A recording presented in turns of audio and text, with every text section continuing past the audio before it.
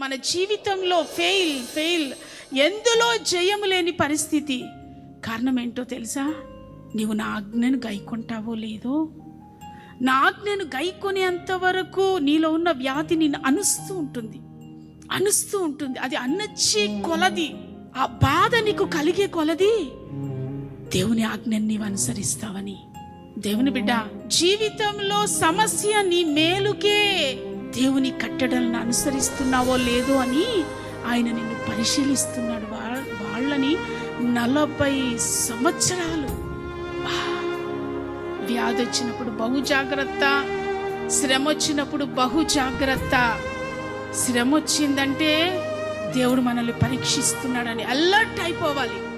40 ఏండ్లు శ్రమలలో నడిపించి అణిచి కుదించి ఇబ్బందికి గురి చేసి బాధకు గురి చేసి ఎక్కడికి నడిపించాడు?